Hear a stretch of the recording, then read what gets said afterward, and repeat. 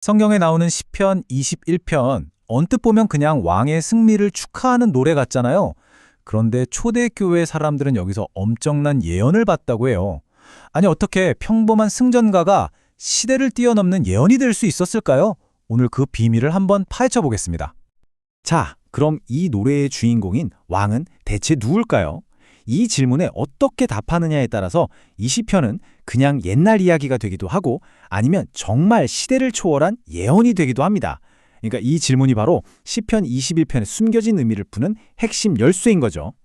일단 가장 명백한 해석부터 시작해 볼까요? 한번 상상해 보세요. 막 전쟁이 끝나고 흙먼지가 채 가라앉기도 전에 다윗 같은 위대한 왕이 승리를 안겨준 신에게 감사를 외치는 그런 장면이요. 시편 21편은 딱 그런 느낌.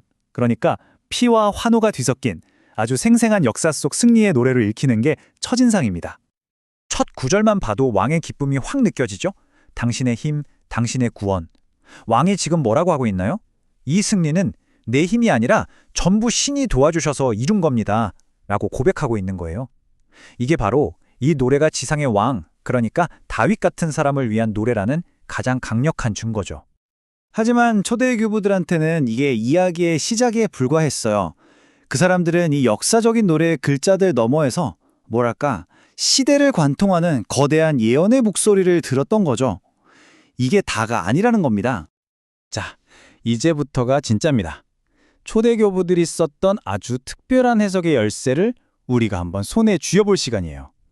이 열쇠만 있으면 평범한 단어들이 예언으로 바뀌고 땅의 왕이 하늘의 왕으로 변신하는 마법 같은 일이 벌어집니다.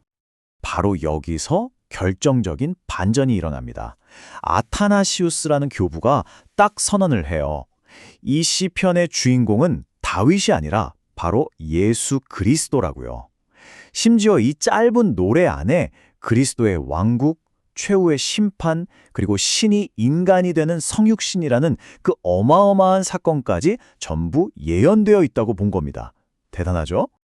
이게 바로 교부적 해석이라는 아주 독특한 렌즈인데요. 쉽게 말해서 이분들은 구약의 모든 인물이나 사건을 미래에 오실 그리스도의 그림자나 예고편처럼 읽었던 거예요.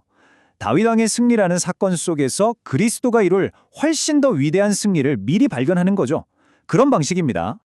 이 표를 보시면 관점이 어떻게 확 바뀌는지 한눈에 들어올 거예요. 보세요.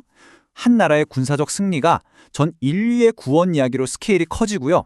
잠깐 있다 사라질 왕국은 영원한 나라가 됩니다. 심지어 적의 개념도 달라져요. 눈에 보이는 군대가 아니라 우리 마음속에 있는 죄, 그리고 죽음, 악 같은 보이지 않는 적들로 바뀌는 거죠. 시편의 스케일이 완전히 달라지는 순간입니다.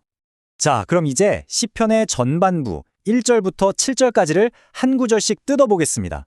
교부들이 어떻게 왕이 받은 평범한 축복들 속에서 그리스도의 신성과 구원이라는 놀라운 비밀을 찾아냈는지 그 흔적을 같이 한번 따라가 보시죠. 여기서 우리가 주목해야 할 이미지는 바로 순금 왕관입니다. 지상의 왕에게는 당연히 부와 권력의 상징이었겠죠. 그런데 교부들은 이 반짝이는 금속 너머에서 전혀 다른 빛을 받습니다.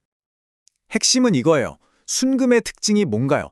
변하지 않고 흠이 없잖아요. 바로 이 점 때문에 교부들은 이게 흠 하나 없는 그리스도의 완벽한 신성을 상징한다고 본 거죠. 그러니까 이건 그냥 금으로 만든 왕관이 아니라 신성 그 자체를 나타내는 상징이 되는 겁니다.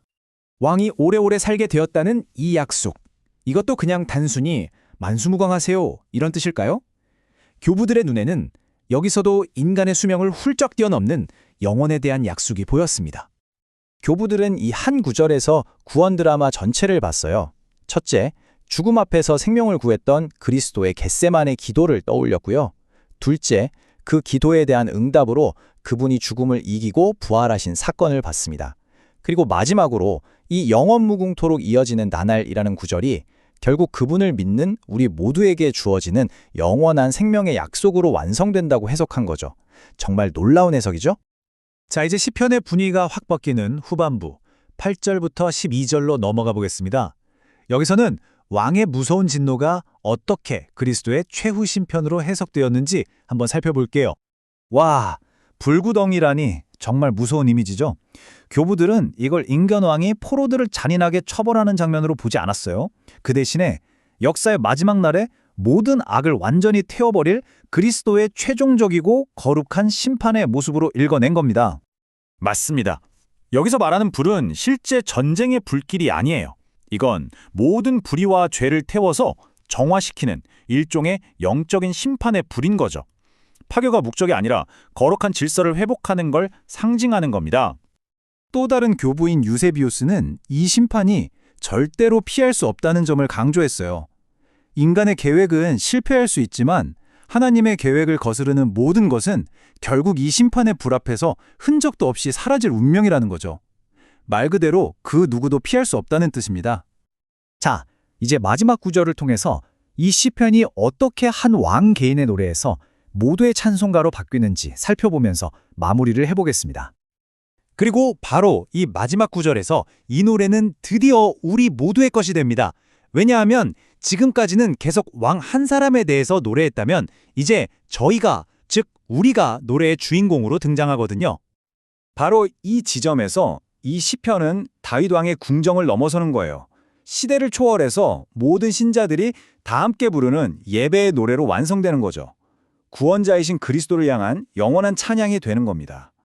하나의 시편을 읽는 이 고대의 방식이 이렇게나 완전히 새로운 의미의 세계를 열어줬잖아요.